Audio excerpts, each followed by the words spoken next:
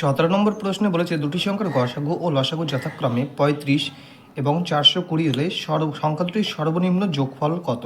তো গসাগু 35 বলেছে, ধরি একটি সংখ্যা 35x আর একটি সংখ্যা 35y। এই দুটি সংখ্যার গসাগু কত? তো দুটোকেই 35 ভাগ করতে পারে, তাই 35 গসাগু হয়ে যাবে। আর এই সংখ্যা দুটির লসাগু কত বলে দিয়েছে? না, লসাগু বলে দিয়েছে 420। তাহলে এই দুটি সংখ্যার গুণফল যা, তো তাদের লসাগু আর গসাগুর গুণফলও তো ঠিক তাই, তাই তো। তো এটা এই পাশে কি রয়েছে? এক্স ইন্টু ওয়াই, আর 35, দুটো 35 গুণ অবস্থায় ছিল, তাহলে দুটো 35 এই পাশে আসলে কী হয়ে যাবে? ভাগ হয়ে যাবে।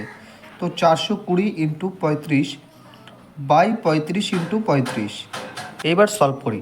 এই 35 কেটে গেল, এই 420 আর এই 35 কাটলে কত হয়? 12।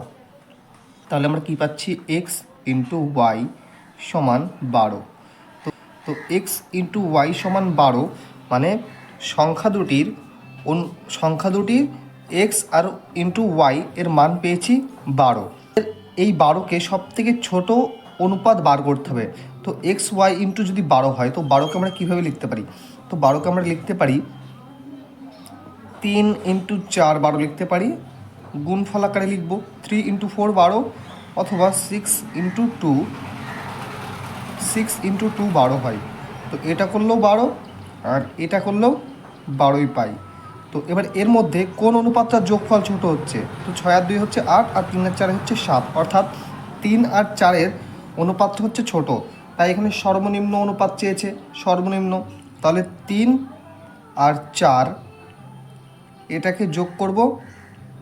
এবার যেহেতু এক্সের মান আর ওয়াইয়ের মান 3 আর 4, আর এক্স আর ওয়াইয়ের সাথে 35 গুণ অবস্থায় ছিল, তাই অরিজিনাল মানটা পেতে গেলেও 35 গুণ করে দিতে হবে।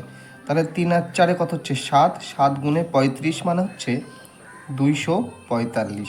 তো এই প্রশ্নের মান হয়ে যাবে 245। আর শর্টকাট যদি করতে চান তাহলে কি করতে হবে? ডাইরেক্ট 420কে মানে লসাগুকে গসাগু দিয়ে ভাগ দিলে আমরা কি পাই?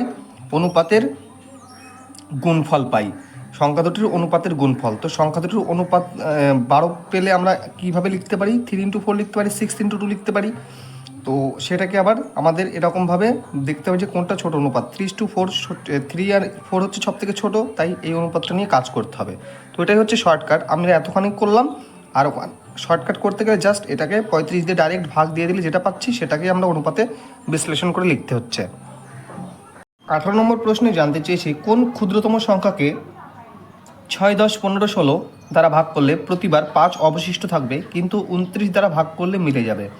তো আমরা যদি কোন ক্ষুদ্রতম সংখ্যাকে 6, 10, 15 ও 16 দ্বারা ভাগ করলে নিঃশেষে ভাগ যাবে জানতে চাই, তাহলে আমরা জানবো সেই ক্ষুদ্রতম সংখ্যাটি হচ্ছে এদেরই লসাগু। তাহলে এদের লসাগু কত? এদের লসাগু হচ্ছে 240। তো 240কে এরা নিঃশেষে ভাগ করতে পারে। এইবার এই 240কে এরা নিঃশেষে ভাগ করতে পারে। এবার 240কে আমি যত ইচ্ছা গুণ করি না কেন, সেই সংখ্যাটাও এইগুলো দ্বারা ভাগ যাবে, কারণ 240-এর গুণিতক যা হবে সেগুলোকেও এরা নিঃশেষে ভাগ করতে পারবে। এবার যতই গুণ করি না কেন এর সাথে, 5কে অবশিষ্ট রাখার জন্য এর সাথে আবার 5 যোগ করে দিতে হবে। সেটা 240-এর সাথে 5 যোগ করলেও 5 অবশিষ্ট থাকবে, আর 240-এর যে কোনো গুণিতকের সাথেও 5 যোগ করলে 5 অবশিষ্ট থাকবে।